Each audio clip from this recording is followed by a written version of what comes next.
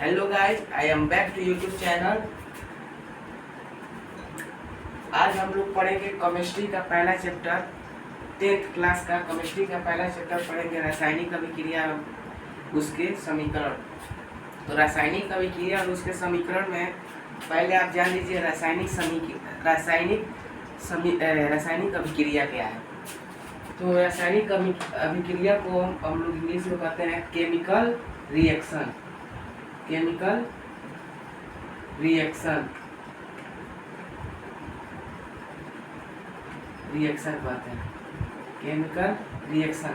अच्छा, chemical reaction क्या है? केमिकल रिएक्शन क्या है, बात ऐसी आती है।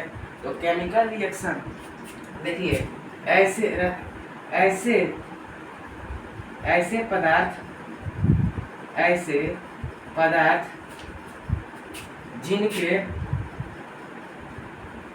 पदार्थ जिनके एक गुणधर्म से एक ही गुणधर्म से एक नए पदार्थ का निर्माण होता है। एक नए पदार्थ का निर्माण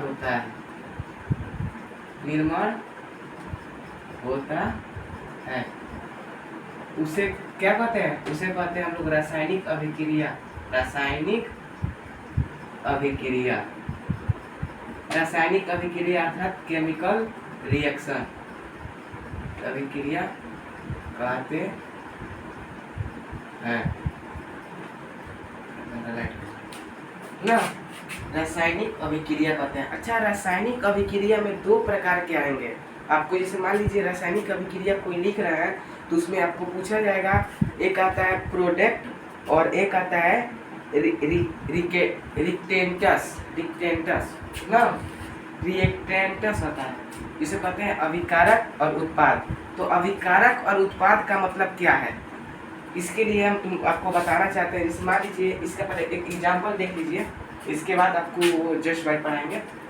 एग्जाम्पल देखिए, जैसे मान लीजिए एग्जाम्पल में जैसे मान लीजिए इसमें परिभाषा में बोल रहा है, आपको सही से बोल रहा है कि ऐसे पदार्थ जिनके एक ही गुणधर्म से एक नए पदार्थ का निर्माण होता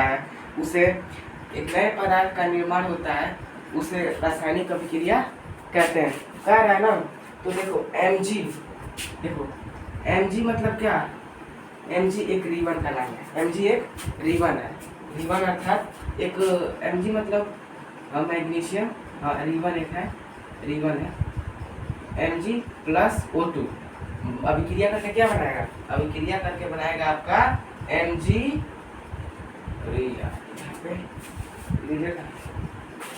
यहाँ पे बनाएगा अभिक्रिया करके Mg प्लस O2 बराबर, O2 क्या है आपका? वायु है ना। O2 आपका ऑक्सीजन है, वायु है। बनाएगा MgO श्वेत पाउडर। जैसे वायु और रिबन मिलेगा तो श्वेत पाउडर का निर्माण करेगा। किसका निर्माण करेगा?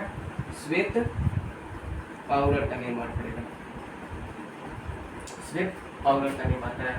तो केमिकल रिएक्शन में आपको यही बताया गया है कि ऐसे पदार्थ जिनके एक ही गुणधर्म से एक नए पदार्थों का निर्माण होता है, उसे रासायनिक अभिक्रिया कहते हैं। भाई सवाल आता है, रासायनिक अभिक्रिया तो इसे कहेंगे। भाई इसे क्या कहेंगे और ये जो बन रहा है उसे क्या कहेंगे?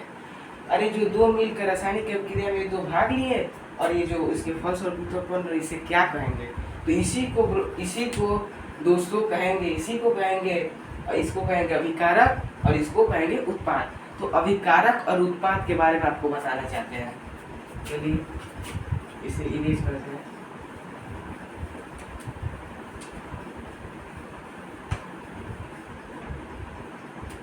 अभिकारक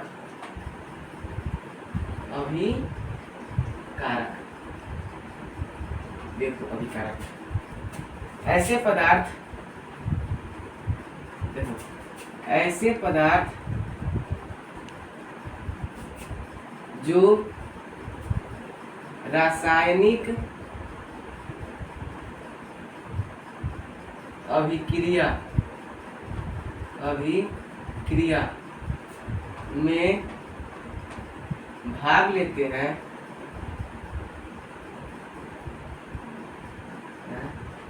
उन्हें अभिकारक कहते हैं। उन्हें क्या कहते हैं? अभिकारक कहते हैं। उन्हें क्या कहते हैं? अभिकारक कहते हैं। समझ आ गया? अब अभिकारक ये हो गया, अभिकारक। अब दूसरा आता है इसी पर उत्पाद। यहाँ कितना? केमिकल रिएक्शन के फलस्वरूप अर्थात रासायनिक अभिक्रिया के फलस्वरूप, रासायनिक अभिक्रिया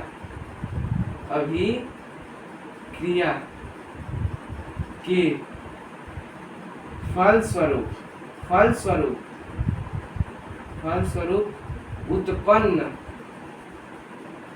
उत्पन्न नए पदार्थों को उत्पाद कहते हैं। क्या कहते हैं? उत्पाद कहते हैं। भाई फलस्वरूप क्या है?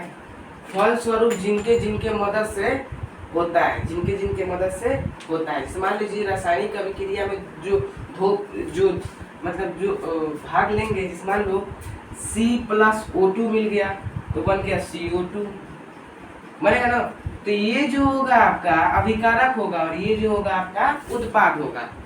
ये उत्पाद होता है और यह अभिकारक होता है। तो भाई अभिकारक और उत्पाद बताए हैं, ये अभिकारक है, ये अभिकारक और उत्पाद की डिफिनीशन आपको लिखवा दी है। और अभिकारक और ये उत्पाद होता है। तो अभिकारक को इसको इंग्लिश में करते हैं रिएक्टेंट्स और उत्पाद को कहते हैं प्रोडक्ट्स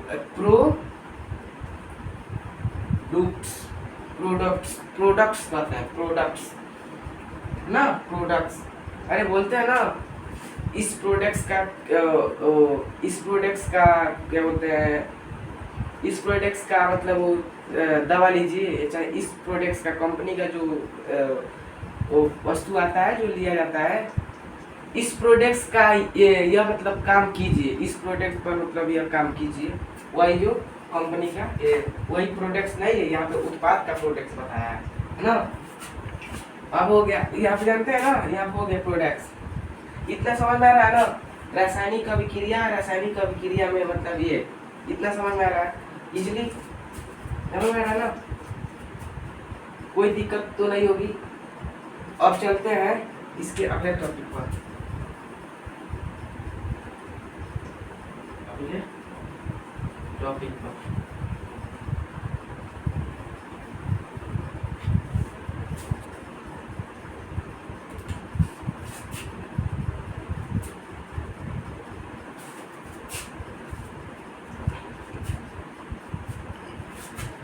पूछता है रासायनिक अभिक्रिया के अभिलक्षण। रासायनिक अभिक्रिया के अभिलक्षण।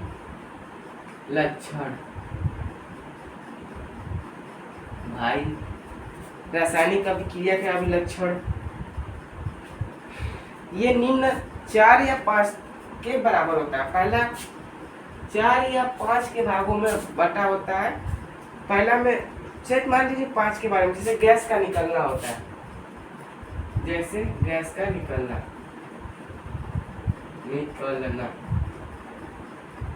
जैसे गैस का निकलना रासायनिक अभिक्रिया के अभिलक्षण है।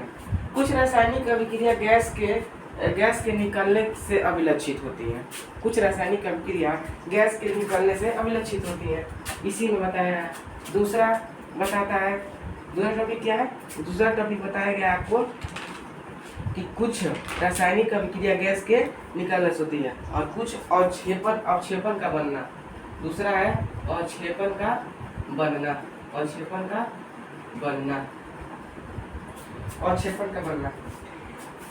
अवक्षेप एक ठोस होता है। ठोस अर्थात जिसका आयतन और आकृति निश्चित होता है। 9th क्लास में आप पढ़ चुके हैं। ठोस का मतलब होता है जिसका आयतन और आकृति निश्चित होता है।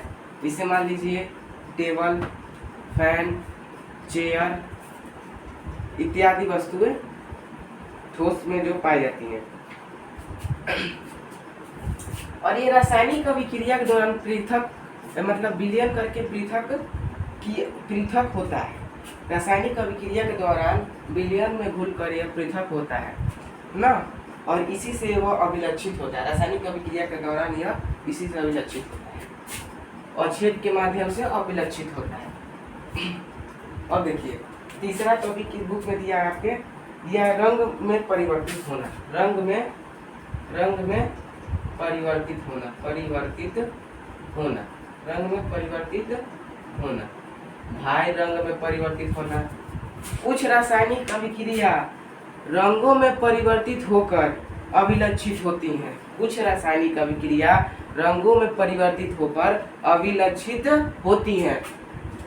मतलब अपना अभिलक्षित मतलब अपना परिवर्तित कर लेती हैं, परिवर्तन कर लेती हैं। अभिलक्षित मतलब क्रिया करके उलट पुलट, मतलब इस क्रिया से इस मतलब इस रूप से दूसरे रूप में जा सकते हैं। जैसे बताया ना Mg+O2 बराबर रिबन पर, या पता है ना आपको कि जैसे मान लीजिए Mg+O2 दिया है तो MgO बन जा रहा है रिबन, और ऑक्सीजन वायु मिलकर क्या बना दे रहा है, श्वेत पाउडर का निर्माण कर दे रहा है। तो ये अभिकारक और ये उत्पाद जो हो जा रहा है, तो ये देखो ये रासायनिक अभिक्रिया से अभिलक्षित होकर यह बनाया है। तो वही बोल रहा है रंग में परिवर्तन। कुछ रासायनिक अभिक्रिया अभिलक्षित होकर रंग में परिवर्तित हो जाती है।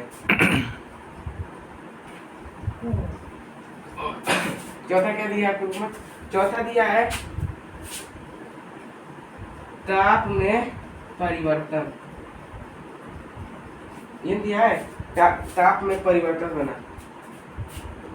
कुछ रासायनिक अभिक्रिया ताप में परिवर्तित होने से अभिलक्षित होती है। जैसे मान लीजिए अगर कोई हम वस्तु ले रहे हैं और उसको गर्म कर रहा है, हीट कर रहा है, क्या कर रहा है, हीट कर रहा है, गर्म कर रहा है, तो वो इस अवस्था से दूसरे अवस्था में परिवर्तित होगी। वही बोल रहा है ताप में परिवर्तित होना। इस एक मग में पानी, एक स्टील बोलना है, एक कढ़ाई में चाहे एक क्या बोलते हैं गिलास में पानी भरिए और उसको गैस पर रखिए, सामान्य ताप पे रखिए। फिर आप क्या बोलिए, रासायनिक अभिक्रिया में कुछ मिलाकर कुछ और अलग मतलब अलग तेज ताप पे रखिए। तो वही बोल रहा है कुछ रासायनिक अभिक्रिया इस ताप से उस ताप में, मतलब कुछ रासायनिक अभिक्रिया ताप में परिवर्तित होने से अभिलक्षित होती है। यही इसमें बताया जा रहा है। पांचवा का क्या है, अवस्था में परिवर्तित होना। अवस्था में परिवर्तन होना। अवस्था में परिवर्तन दिया है ना। अब देखो अवस्था में परिवर्तित होना, तो अवस्था में परिवर्तित होने कुछ रासायनिक अभिक्रिया अवस्था में परिवर्तित होता है। जैसे मान लो मोम है, ये मोम है, अब इसको जला दिए, तो मोम एक ऐसा चीज है कि अगर ये नष्ट नहीं होगा मोम, अब इसको जला दिए इसमें कार्बन डाइऑक्साइड निकलेगा, गैस निकलेगा। अब ये जो मोम का जो हिस्सा भाग है, ये पिघल कर एक तरल रूप में आएगा। कुछ देर के लिए तो तरल रूप में रहेगा, लेकिन इसे सेकेंडों नहीं लगेगा, सेकेंड तो लगेगा, लेकिन ये तुरंत ही ठोस में बदल जाएगा। अगर इसे फिर हीट करके एक नया रूप आकार इसे दे सकते हैं। तो यही बोल रहा है अवस्था में परिवर्तित होना, ये बोल रहा है। तो ये हम लोग का रासायनिक अभिक्रिया के अभिलक्षण हो गया। तो आज हम लोग क्या पढ़े, आज हम लोग यही पढ़े, बता रहे हैं इसके लिए। आज हम लोग पढ़े केमिकल रिएक्शन पढ़े। केमिकल रिएक्शन को जो दो भागों में केमिकल रिएक्शन हो रहा है, अभिक्रिया कर रहा है, तो एक भाग को अभिकारक कहते हैं, और दूसरा को उत्पाद। और रासायनिक अभिक्रिया के अभिलक्षण। कल हम लोग रासायनिक अभिक्रिया को संतुलित करना पढ़ेंगे। धन्यवाद।